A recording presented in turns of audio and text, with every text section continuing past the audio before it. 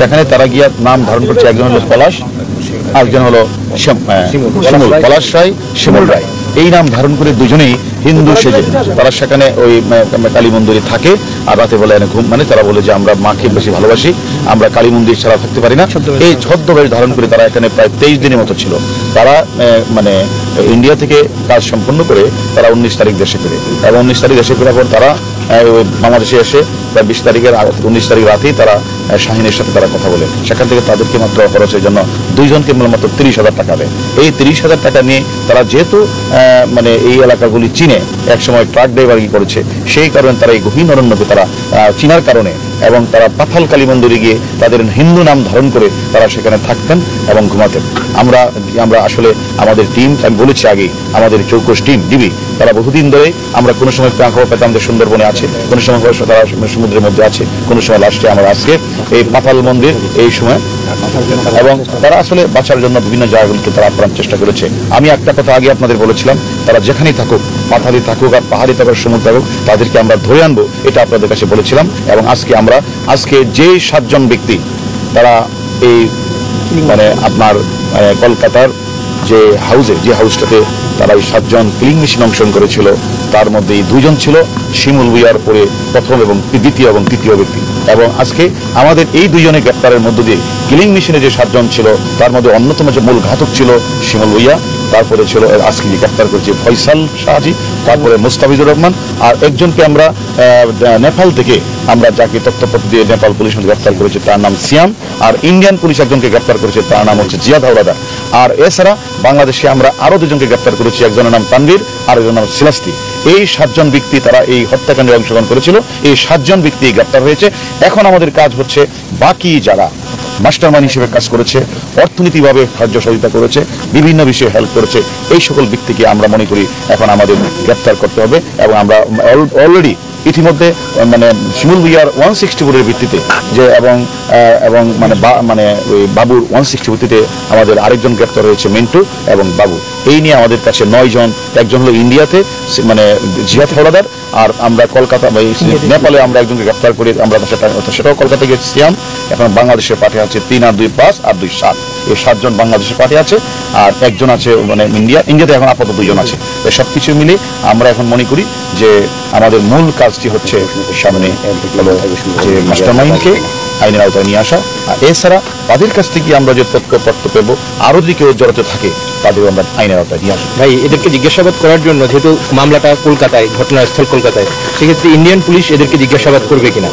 তো আসলে দেখেন, আমরা এর আগেও আমরা যখন প্রথম 3 জনকে গ্রেপ্তার করি, প্রথম শিমুল ভুইয়া, সিলাস্তি রহমান এবং তানভীর, তখন কিন্তু আপনারা দেখেছেন ইন্ডিয়ান থেকে প্রতিনিধি এসে কিন্তু আমাদের তাদের সাথে কথা বলেছে, তাদের কাছ থেকে তথ্য নিয়েছে। আমরাও কিন্তু আমাদের টিম নিয়ে যখন তারা জিহাদকে তারা গ্রেপ্তার করেছে, এবং আমরা ঘটনাস্থল পরিদর্শন করেছি এবং জিহাদকে জিজ্ঞাসাবাদ করেছি।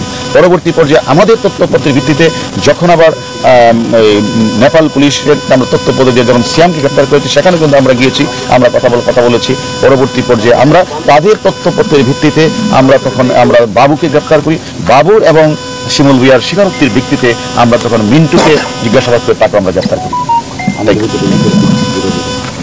এবং আরেকটা বিষয়, এখন আমাদের আপনারা যে প্রশ্নটা করেছেন, যে প্রশ্নটা করতে চাচ্ছেন, সেটি হচ্ছে আমাদের আরেকজন যে মাস্টারমাইন্ড, ওনাকে কেন মানে ওনাকে গ্রেপ্তারের জন্য কিন্তু আমরা অলরেডি আমরা আমাদের টিম নিয়ে আমরা মানে আমেরিকান এম্বাসিতে আমরা কথা বলেছি, আমরা এনসিবির মাধ্যমে ইন্টারপোলকে আমরা চিঠি দিয়েছি। এছাড়া ইন্ডিয়াতে যখন আমরা গিয়েছিলাম, সেখানেও আমরা কিন্তু ইন্ডিয়ান পুলিশের সাথে এবং বিভিন্ন দপ্তরের সাথে আমরা যখন দেখা করেছি, তাদেরকে আমরা রিকোয়েস্ট করেছি, কারণ ইন্ডিয়ার সাথে আমেরিকার একটা এক্সট্রাডিশন ট্রিটি হয়েছে, এবং পাশাপাশি এই চুক্তি থাকার কারণে তাদের কাছে কিন্তু সে মোস্ট ওয়ান্টেড, এবং তার কাছে মানে মোস্ট নিডফুল কান্ট্রি হলো ইন্ডিয়া। তারাও যেমন চেষ্টা করবে, আমরাও আমাদের ইন্টারপোলের মাধ্যমে আমরা চেষ্টা করবো। সবকিছু মনে করি ইন্ডিয়াও অনেক কাজ করছে, আমরাও আমাদের পার্টি, আমাদের চৌকস টিম, তারাও কাজ করেছে। আমি মনে করি তাদের যারা আজকে গ্রেপ্তার হলো, মানে ফয়সাল শাহজি এবং মুস্তাফিজুর রহমান, অর্থাৎ মূল ঘাতক শিমুল ভুইয়ার সাথে থেকে যে 2টি ব্যক্তি হত্যাকাণ্ডটি করেছে এবং সেখানে তাদেরকে যাবতীয় যা কাজ সেটি করেছে, সেই মুস্তাফিজ এবং শিমুল ভুইয়া আজকে আমাদের যে মোস্ট ওয়ান্টেড হিসেবে আমরা তাদেরকে খুঁজছিলাম। সরাসরি জড়িত তাদের গুরুত্বপূর্ণ সবাইকেই আপনারা অ্যারেস্ট করেছেন, একজন পারে। এখন ওই যে আমি বললাম যে কেলিং মিশনে, নেপথ্যে যারা কেলিং মিশনে, হ্যাঁ, আমরা আমরা অনেক তথ্যপত্র পাচ্ছি। মনে হচ্ছে নিরাপত্তারা তাদেরকে তারা ধরাছোঁয়ার বাইরেই থাকে না, যারা এটা হলো যে কিলিং মিশনে যারা অংশগ্রহণ করেছে মূল ঘাতক শিমুল ভুঁইয়ার নেতৃত্বে যে 7 জন ছিল, এই 7 জনের মধ্যে 7 জনেই মানে আমরা আপনাদেরকে আগেও বলেছিলাম এই 7 জন মোটা দাগে বাংলাদেশেরই মানুষ এবং 7 জন ব্যক্তি কিন্তু আইন শৃঙ্খলার বাহিনীতে কাছেই কিন্তু গ্রেপ্তার হয়েছে। এখন যে ব্যক্তিটি মাস্টারমাইন্ড হিসেবে কাজ করেছে বা যারা আর্থিকভাবে সাহায্য সহযোগিতা করেছে, বিভিন্ন বিষয়ে হেল্প করেছে, সেগুলি এছাড়া আমরা যাদেরকে আজকে গ্রেপ্তার করেছি তাদেরকে আমরা রিমান্ডে এনে তাদেরও আমরা জিজ্ঞাসাবাদ করবো, তাদের কাছ থেকে অনেক তথ্য করতে দেবো।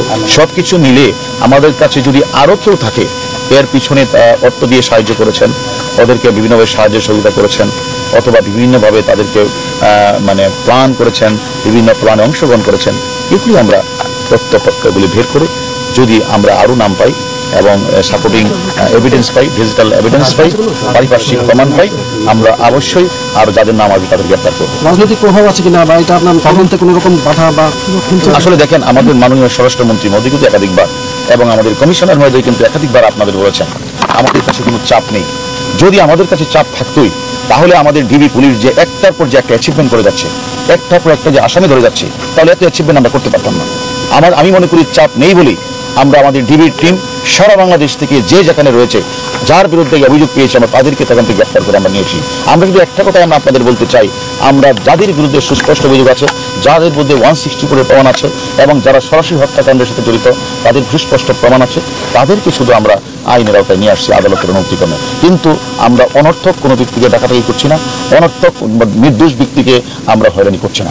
আমি মনে করি তেমনিভাবে কোনো ব্যক্তি যদি দোষী হয় তাকেও কেউ ছাড়াতে পারবে না। ধন্যবাদ।